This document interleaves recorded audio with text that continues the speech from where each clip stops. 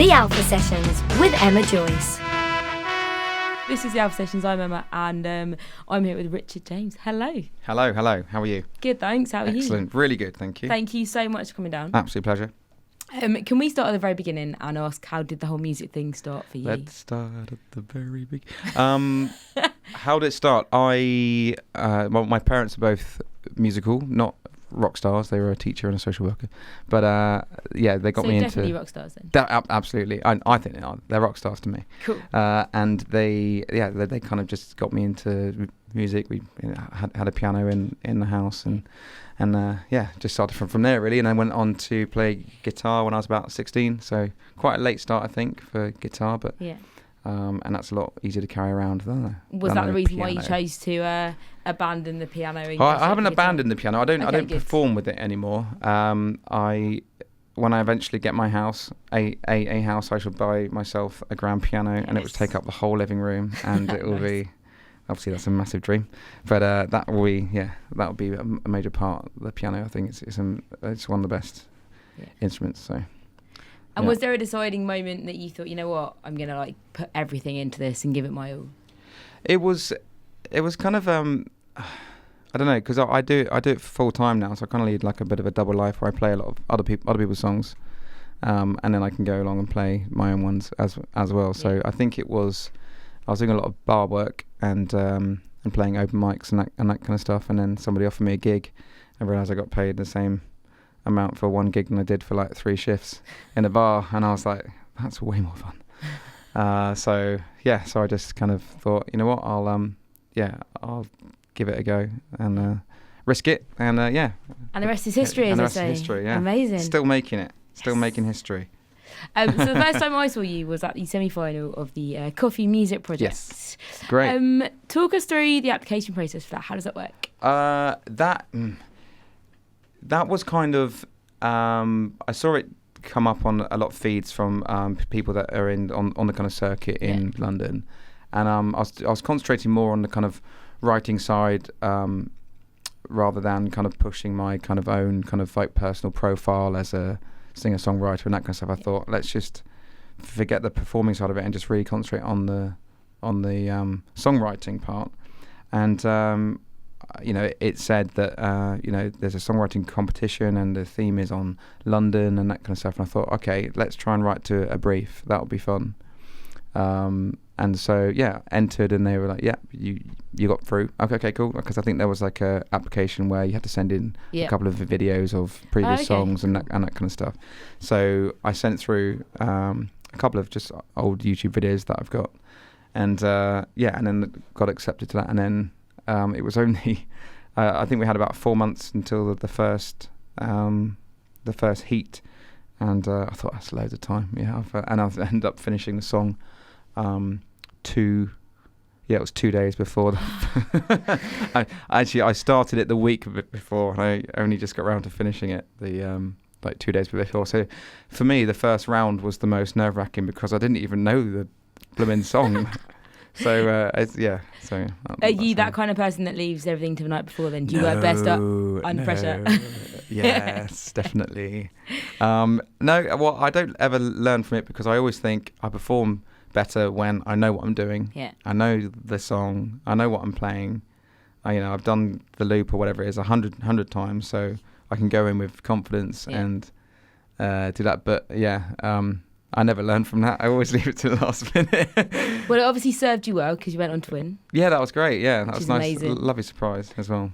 Congratulations on that. Thank you. They don't tell you obviously in advance because you've got the final. But did you have a hunch before you went on stage that you would even make it that far? No, actually, I didn't. The second, was it the second or the first? Yeah. The first heat that I was in, the one that I was the most nervous about.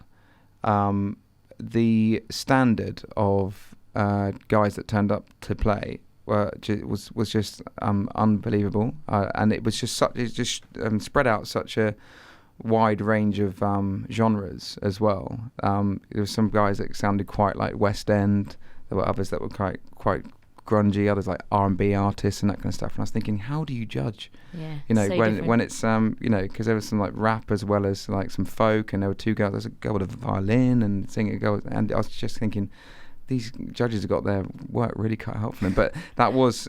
I was kind of it's you know, I didn't enjoy that process because I like going and I like playing, and if people like it, they like it, and we can talk after, or you know, they can follow me, you know, Twitter or whatever. Yeah. But then if they don't like it, they're not going to get in touch. But it actually matters whether they like it for this one. Yeah. So I feel really bad as well because I found myself sat there because I was on quite late as well. I was sat there and I thought, okay, that guy was really good. Damn it, he was really good. And then I was like, oh, this girl next better not be any good. I'll play. And then you're sat there and you're waiting for her to like start, and you're thinking, please be bad, please be bad. And I've never thought that. Tell me, you're a terrible person. I've never thought that before. And watching it, I'm thinking, please be bad. And then she plays, and I'm like, oh, damn it, she's really good. And so it's just that I just came away. It made me feel horrible. Like I like to support people in music. I didn't obviously go around telling them, no, she's rubbish. You know, like, don't vote for her. She's too good. Like I didn't obviously do that. But in my head, I was like, oh, can we just at least have somebody rubbish so I can feel a little bit better about myself? So, That whole process, though, in the lead up to when you were performing, it must have been a good sort of hour and a half. yeah. Was that not nerve-wracking? Yeah, Sounds yeah, terrifying. and as well, I mean, we had a couple of beer tokens, and I used them all up within like the first half an hour because I was nervous, and then it took me another half an hour to think, I can't go on like this. So I didn't drink anything before actually playing, and it was fine. But I was nervous, which I don't normally get really. I think it's when stuff is important and it matters to you. I think that's when you get more nervous. Maybe, I don't know. And this obviously mattered to you a huge amount. Yeah, when I first applied, I was like, I'm not gonna pour everything into this because at the end of the day, it's a competition. You either win or you lose, and it's like, or you come second or third and stuff. And for me, it was like I didn't enter it to win. I just entered it because I wanted the challenge of writing a song to a brief.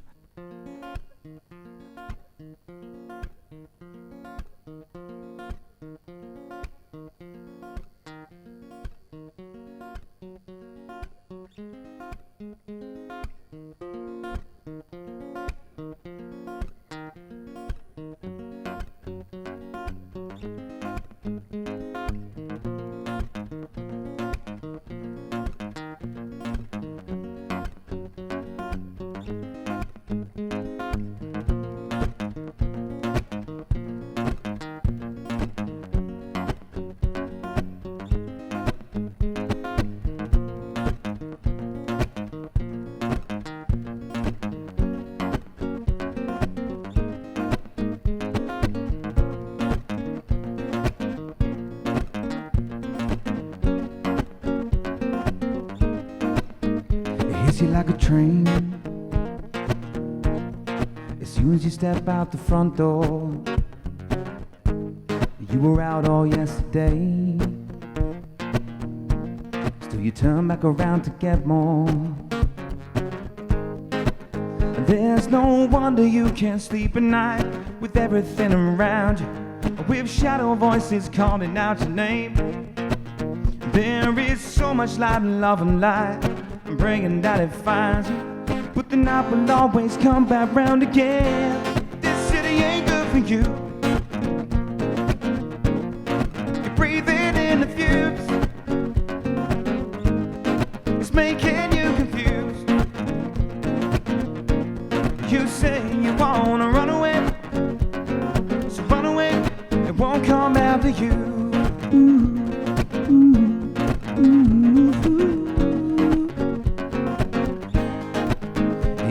Like a train, the blues are lighting up the front door. You don't remember yesterday, and your head and your heart are at war.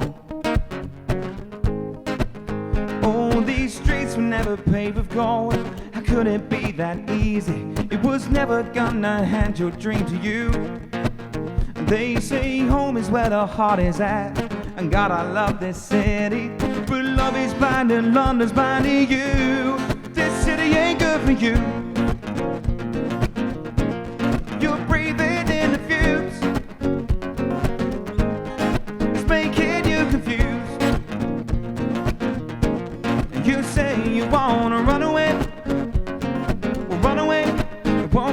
after you.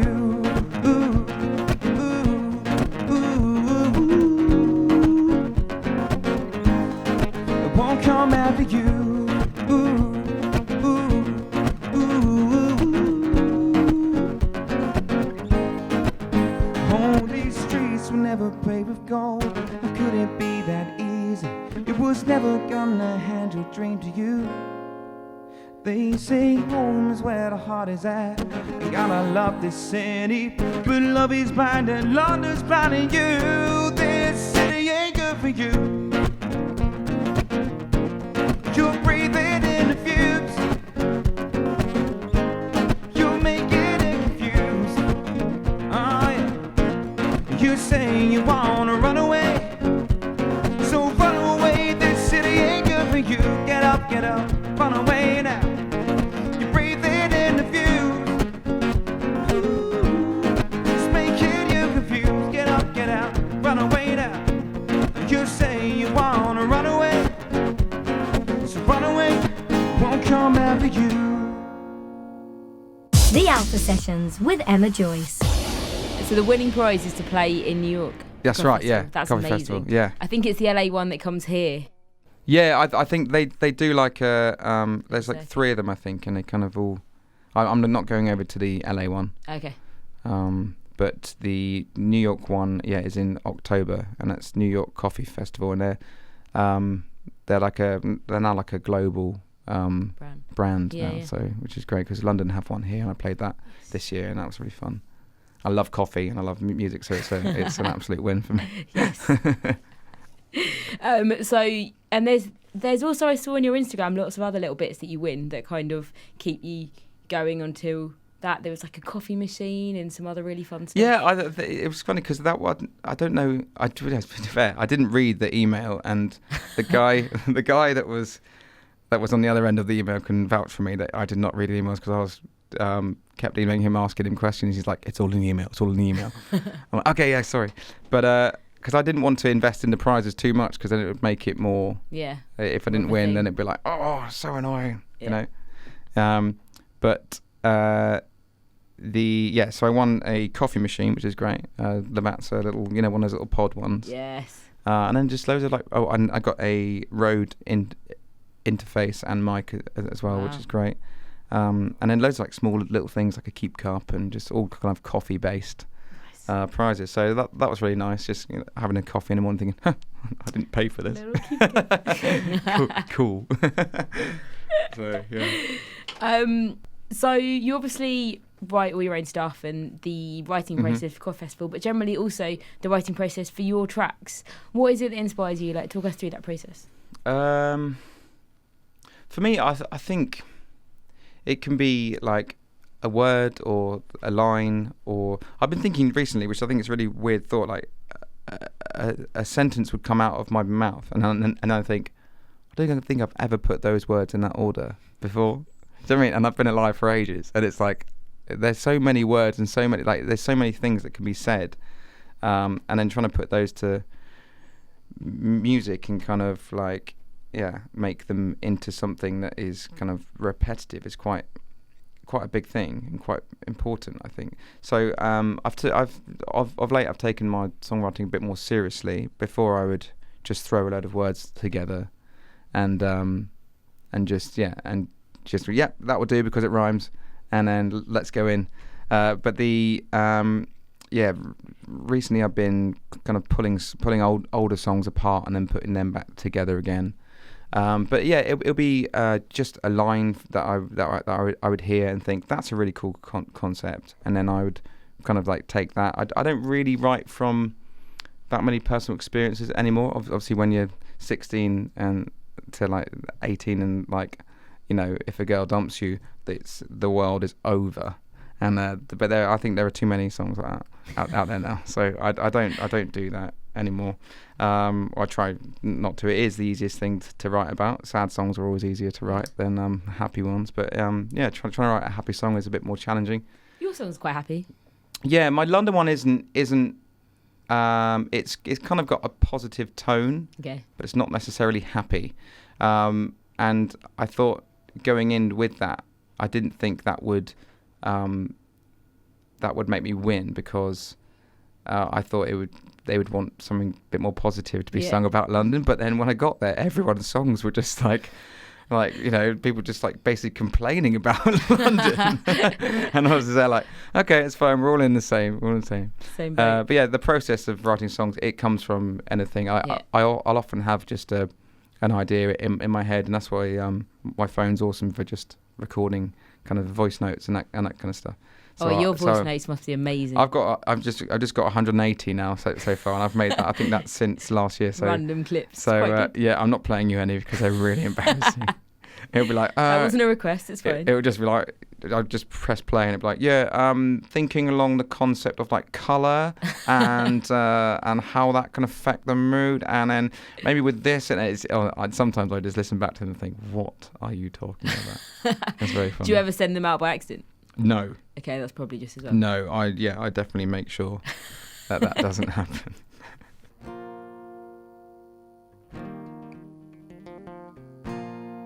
For the love that I've given, it ain't enough. I know I need a little time.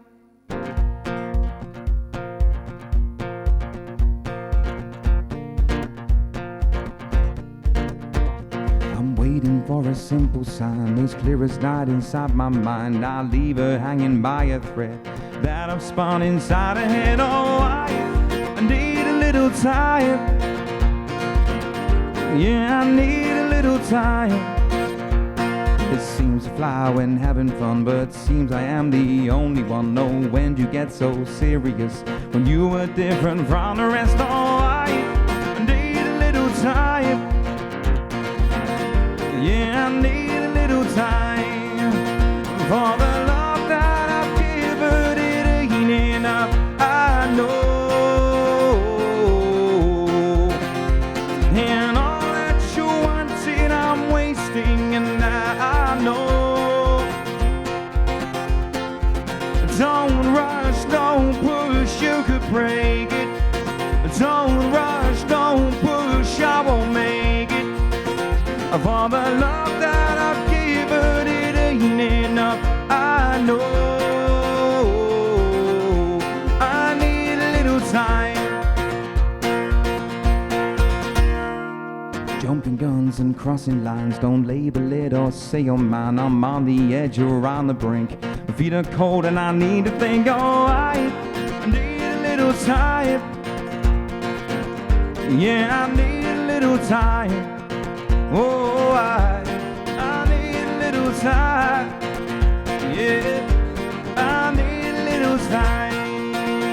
For the love that I've given, it ain't enough. I know. And all that you wanted, I'm wasting, and I know. Don't rush, don't push, you could break it. Don't rush, don't push, I won't make it. For the love that I've given, it ain't enough. I know I need a little time. Whoa. Oh, I need a little time. Whoa.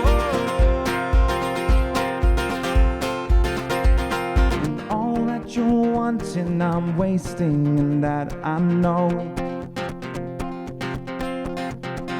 But the worst is I'm watching it slipping out of control. Oh, don't rush, don't push, you could break it. Don't rush, don't push, I won't make it. For the love that I've given, it ain't enough. I know.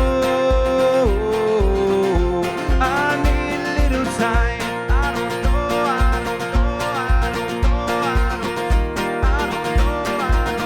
Yeah, I need a little time.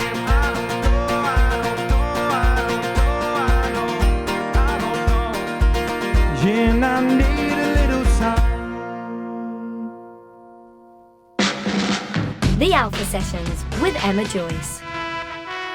You obviously picked up the guitar at 16, but at what Mhm. point did the loop pedal come into it? That came where basically I went from playing in like a duo or a Yeah. trio to solo, and I just wanted the bigger sound of a band. Yeah. I didn't have that. And I had a good friend back home called Roger Stiles, and he's been gigging for ages, and he's kind of really perfected his sound. And he had this small little loop pedal, and he showed it to me one day, and I was like, "That is amazing! Yeah. Like that's like somebody else playing the chords behind you while you take a solo." I was like, "That's genius!" so I basically just copied him. I was like, "Yep, I'll have that and this and that," and we joke about it because we're always swapping tricks and tips and pedals and the latest gear and all that kind of stuff, and we're still good friends today. But so that's how it started, and there were people like a guy called Bernhoft and Jamie Woon and people like that were doing a similar sort of thing, so they were great. But yours isn't just like a little loop pedal. Yours is like this massive, custom-based, amazing masterpiece, in my opinion. Yeah, well, it's kind of like 2-layered. I've just kind of gathered a lot of pedals over the year. My kind of pedal board just got longer and longer and longer, to the point where you line them all up next to each other and then running to the other end of the stage to click something. It's just, it was just, there were a lot of mistakes happening. So because I've got a kick drum as well, I kind of just took it to my friend Paddy and was like, right, you're good with a soldering iron. How do we get all this kind of to wrap around in like a horseshoe around the kick, so it's all there under my feet rather than right the way down the stage. I think it's an amazing idea. So we together we kind of worked it out, and then we drew up kind of like a spec, and then we sent it off to a company, and they made it all from scratch. It's all aluminium, so it did cost a bit of money, but I was like, this is totally worth it. It's an investment. Great. It's an investment. So yeah. I mean, to me, it looks totally scary and intimidating, but it kind of looks like you're playing loads of instruments at the same time. Right, yeah. So I'm not, obviously, because of the loop. Yeah. I get to layer up different parts and stuff. So obviously it does sound a lot bigger, but I've got like a delay pedal, which puts nice effects on the guitar, and then, like I said, the stomp box, which gives a nice little 4-on-the-floor thump, which is cool. So it looks. I think it looks more complicated than it is. There's a lot of flashing lights. Yeah, it's a bit like the Starship Enterprise. I thought it was a Starship Enterprise. Yeah, so did I when I first walked in. But for those people that don't really understand or don't know necessarily what a loop pedal is, primarily, like, what's its job? What does it do? So you kind of play like a bar of music or a phrase, and you click on the first of the beat, and then it runs through a couple of bars, and you click exactly on the one again, and it will literally repeat that little phrase, and which then you can either layer something on top of that, or you can just play over the top of it, or you can do what Ed Sheeran does and just leave it playing and just walk around the stage singing over the top of it without having to play the guitar, essentially, which is genius. Yeah. So Wow. Okay.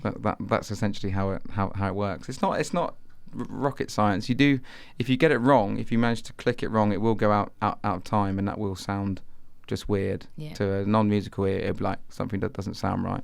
Whereas like a musical ear, they'll be like, oh, it's out, mate, it's out. Oh, start again. Do you write nowadays with that in mind, in terms of making that feature? I did for the London Coffee song. Yeah. Because I just wanted like a bit. I didn't just want to get up there and sing my shoulda, woulda, couldas. just me and my guitar. But for this one, I thought I'll keep it more simple and concentrate more on the melody and the words and that kind of stuff. And I thought, well, if it's simpler, I can loop it. Well, 'cause obviously it'd be repeating. So, yeah.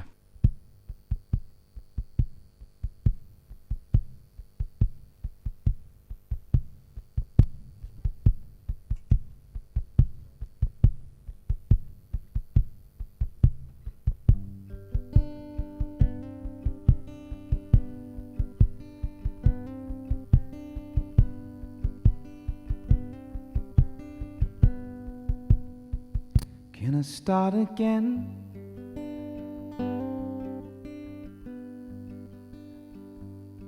Just rewind, and this time when you walk in, I'll do better.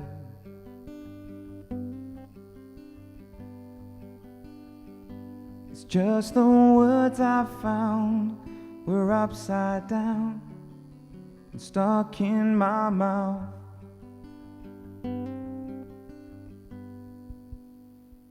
So here we are,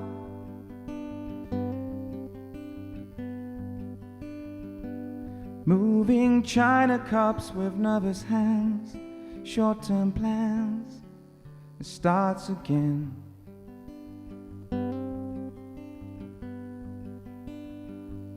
And those eyes could promise everything, so I'm throwing caution to the wind.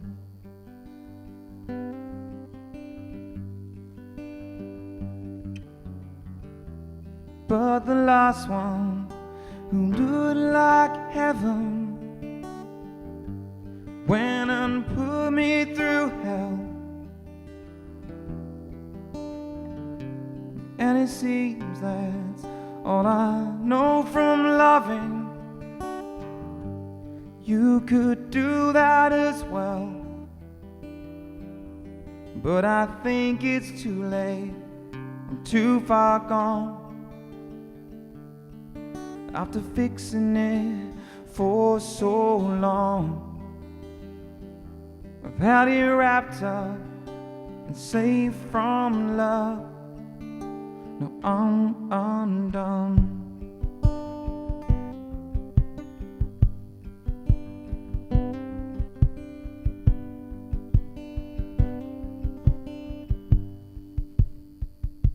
It's 4 p.m.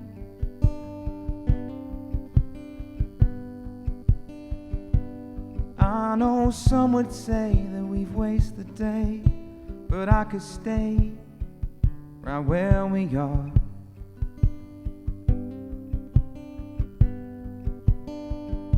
And though I'm learning you, there's so much more of this in store when I walk you home.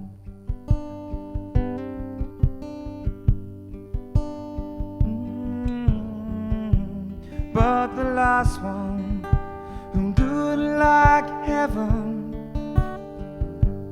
went and put me through hell. And it seems that's all I know from loving.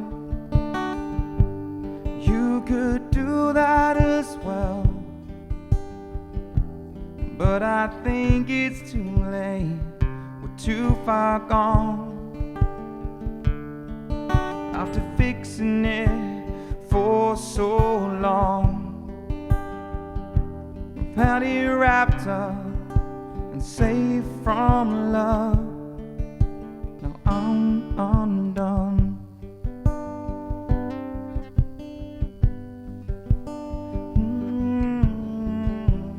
And it seems that all I know from loving, well, you could do that as well, but I think it's too late. You give me love, I'm undone.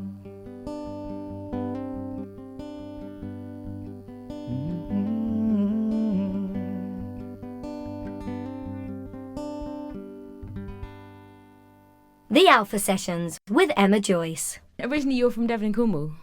Devon, yeah. Devon. Do you still... Southwest. Yes. Do you still go back there, play any gigs there? Most weekends. Okay, sweet. Yeah, so I because London is very good for music if you want to go and watch music, but as a gigging musician, it's quite a saturated market. Yeah. And trying to get your foot in the door to certain clubs and that kind of stuff is actually really hard. So I do play the odd gig up here, but a lot of my work is actually outside of the city because it's actually better pay as well. So and I've got to make a living. So yeah, of course you do. So yeah, I do end up driving down to Devon 3 times a month, 4 times a month. Wow. So yeah, love it down there though. So. And in terms of like actual music scene, venues aside, how would you compare the two? Obviously, London being the more saturated. London. So the gigs that I've played up here that have been sort of the showcase gigs where you play your own stuff have been great. Like people come and they listen to you and they're there for the music. So they sit quietly and they listen, and for me that's more rewarding. But the ones that you get paid for are the kind of like the pubs and clubs and bars and that kind of stuff. Yeah. People are there to drink, so they're not necessarily there to see you. So do you find that quite hard? I should just see it as a paid practice, really. Yeah. Like if no one's like, I mean, you do get people that come up and say that was great, or you get a few people that come along. But for me, it's kind of like I'll just try that, and if no one boos or throws anything at me, I'll assume it's gone well. Fair enough. So yeah, I do prefer doing the showcase ones, but I don't get paid for those. Okay. So it's a balance. It's win-win on both sides. Yeah, exactly. You've also written 3 awesome EPs. Yeah, so 1 album and two EPs. Do you have a favourite, or is that like picking children? No, it's fine. I've actually just taken my album down off Spotify. Oh, okay. One, because I find it quite dated. Yeah. Because it's next year it'll be 10 years old. I know. Is that scary? So yeah, it's really, really weird actually. I'm like, no way. But so I've taken it off because I want to re-release 5 out of the 10 songs that are on it next year as like a 10-year anniversary kind of thing. So I can re-record them to how I want them to actually sound.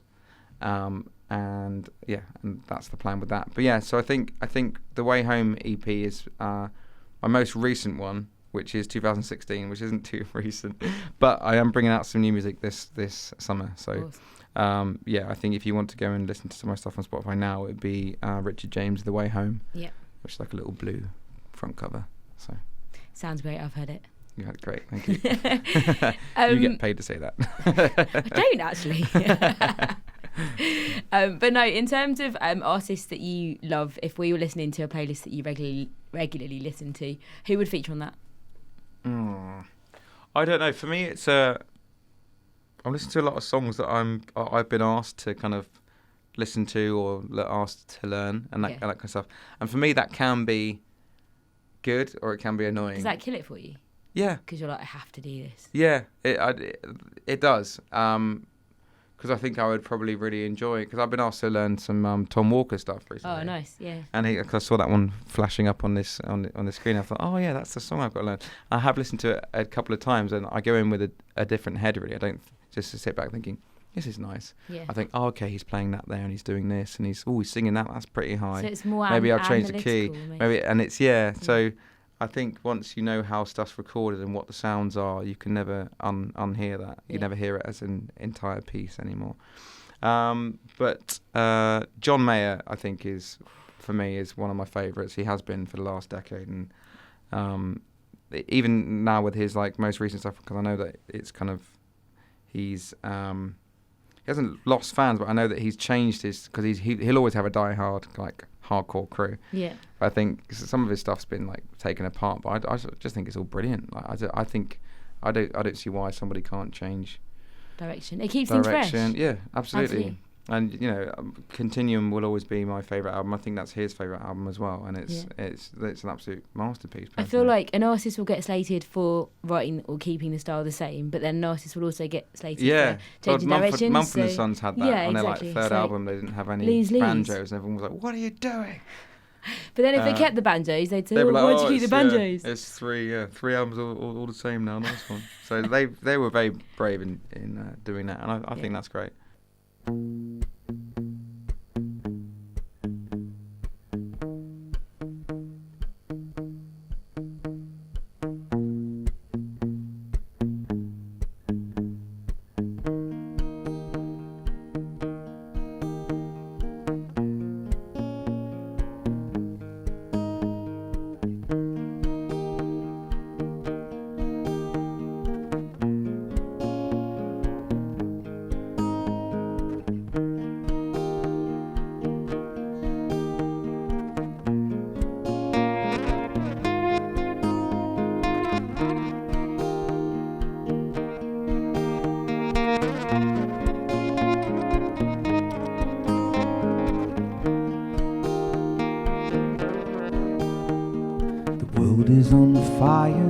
no one can save me but you.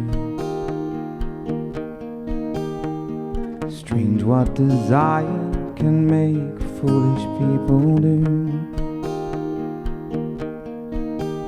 Oh, I never dreamed that I'd meet somebody like you.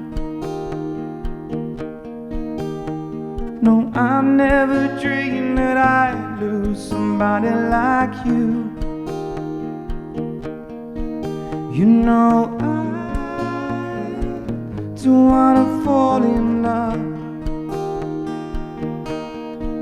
You know I don't wanna fall in love with you.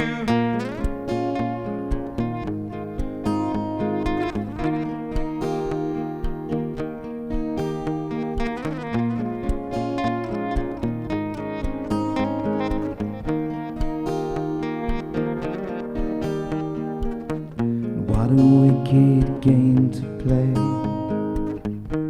to make me feel this way. What a wicked thing to do, to make me dream of you. And what a wicked thing to say, you never felt this way.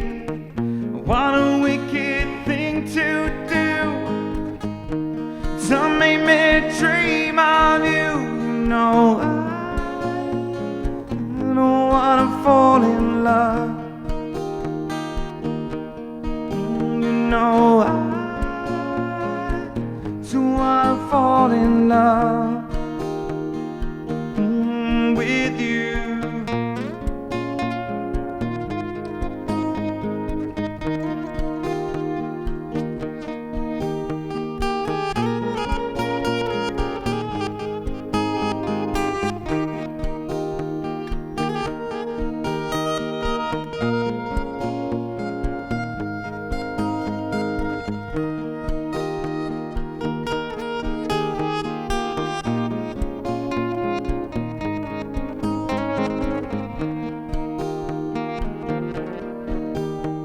The world is on fire, you no one can save me but you. Strange what desire can make foolish people do. No, I never dreamed that I'd meet somebody like you. No, I never dreamed that I'd lose somebody like you. No, no, I don't wanna fall in love. So it's only gonna break your heart. You know I don't wanna fall in love. So it's only gonna break your heart with you.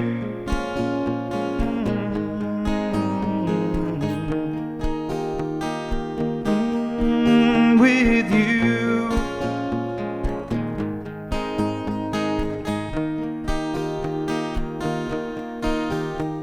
The world is on fire, nothing can save me but you. The Alpha Sessions. Let's talk gig venues. Have you got a favourite one that you've played? Oh, I do like playing the Freedom Bar in Soho. I've probably played there. That's where the semi-final was, right? That was where the semi-final was, and I know the setup, I know the stage, I know what it's going to sound like. It's pretty intimate as well. Which is really nice. It's intimate. People, they had a refurb a couple of years ago, so it's way nicer now. Yeah. And I think just because it's got a really good PA, it's better to have a lot of bottom end. I've played a few venues that have been, this is a really nice venue, but then the sound of it is like awful. Yeah. So you can't enjoy it if you don't feel like it sounds good, and it just becomes a stress then. So yeah, I think if anyone's thinking of starting a music venue, just invest in the PA. Yeah. Get a good sounding PA. And what about venues that you haven't played that you think, oh, I'd love to play there? I played the Bedford years and years and years ago, and I messaged them and awkwardly they haven't got back to me yet. But I do want to play there again. So the Bedford, if you're listening. Yeah, the Bedford in Balham. That would be really, really cool to do that again. I think that's it. Obviously, Wembley would be amazing. Although I think the ticket sales would be terrible, so probably not. No, the ticket sales would be great. Where like 100 people turn up to Wembley, it'd be absolutely savage. Hello, Wembley. Just nobody there. You could just leave. Just my mum and Wembley, father. Your dreams come true. Cheers, Mum. This one's for you. Really hard question now. I'm not going to assume it's John Mayer, but dream gig, either at the Bedford or Wembley. They're quite contrasting. Dead or alive? Either or, doesn't matter.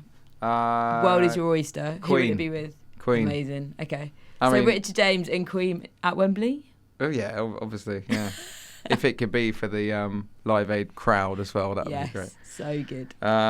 Queen, I don't play any of their songs. Yeah. I've never really attempted to try. Is there a reason behind that, or just because? Just because he's just an unbelievable singer. Yeah. The guy had extra teeth, which gave him more range. You know, I'm a baritone really, I pretend to be a tenor singer. A baritone with an amazing voice. Oh, that's very kind. But for Freddie is, he's the king, even though he's the queen. Yeah. He's just that whole band would be incredible. Off the back of that, that'd be really fun. Yeah. This question kind of always comes in threes. Dream riders. So you're playing your dream gig with Freddie at Wembley, and you can have anything as your rider before you go on stage. What would it be? I mean, we've asked this question quite a lot, and we get all sorts of funny things. So nothing is a no-go. I think for me it would be the best flat white I've ever had. Okay. Just a bottle of water and a towel. Like I'm not fussy. Coffee, water and towel. Okay. That's absolutely fine. And a sofa. Okay. That's fine. Yeah, just anything that you normally find in the green room. Just no granule coffee. I can't do that. Proper coffee. Just a nice real coffee, preferably a non-smelly green room. Okay, I thought you were going to say a non-smelly coffee. I was like, what's a smelly coffee? No, a smelly coffee would be amazing. It smells of coffee. That's a winner. And what's next? You said briefly that you've got some new music coming out soon. Yeah, so hopefully at the end of July, I've got the first mix back. This will be of the London song, which I started recording. So exciting. It's sounding really big. It's sounding very different to the live version, but I like that because it's you have the two, because obviously it's just me, where this is kind of full production on it. So I'm really excited about that to come out, and I'm doing a music video in 2 weeks' time. Amazing. Which will be great. For the same single? For the same single, yeah. Because I've never done that before. I haven't done a music video. I don't really know how we're going to do it. I'm probably not going to... It's not going to be raining. It's not going to be raining. Let's just say that. So, I come from... I grew up with, boy bands and that kind of stuff. And always a part of me was like, God, I'd love to be in that music video. That was so cool. Chrome stools, white suits. Love all that, but no, that's it's not going to cool. be you sitting in a white suit. I'm not gonna. If I was to do a spoof video, I would go to town on all that. Probably ride a horse, topless, bareback, across a beach. So good. It'd be incredible in slow mo, obviously. And gigs, festivals. I know you're part of quite a few over the summer. What's coming up next for you in that department? What's coming up next? In July, I'm playing. There's a Camden Street Festival, so I'm playing that on the 25th. That'll be really fun. I'm actually doing an intimate gig in October, the 24th, at Camden Chapel. Oh, beautiful. So I'm doing that one. I haven't done that before. That's really cool. Hopefully doing that with a friend as well. Okay.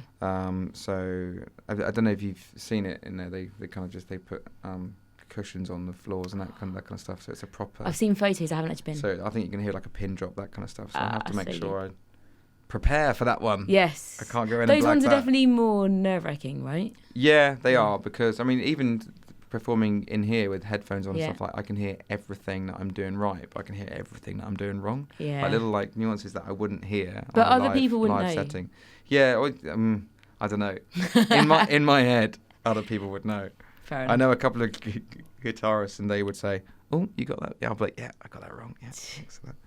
And if people want to find out more online about you, where can they go? What can they do? I think the best thing is probably Instagram, which is Richard James Music. Cool. Or I've got a website which needs severely updating, which is richardjamesofficial.com. But you can find all my social media links from that website still. So Awesome. Yeah. Cool. Thank you so much for coming in. Thank you for having me.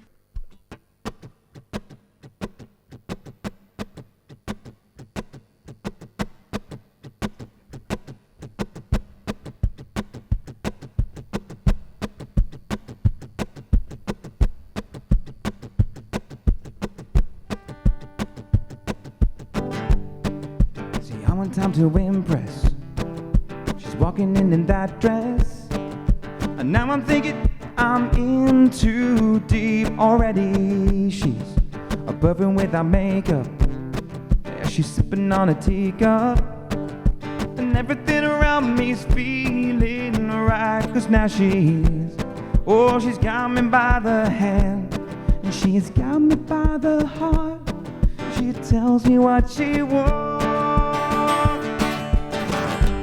Oh, what was that you said? Say it again. Oh, I feel my heart beating. This is the end. Oh, on a long, cold, loveless winter. Tell me, my friend, will you stay? Yeah, you'll stay.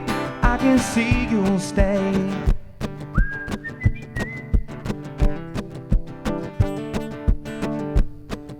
We're moving through the months now. Time already gone how, and as the seasons change, she's telling me how it's gonna be, and yeah, that's fine by me. You know I want the same thing, and it's taking away every doubt and worry. So take me by the hand, and go take me by the heart, and go tell me what you want. Oh, what was that you said? Say it again. Oh, I feel my heart beating. This is the end. Oh, on the long, cold, loveless winter. Tell me, my friend, will you stay? Yeah, you'll stay. I can see you'll stay.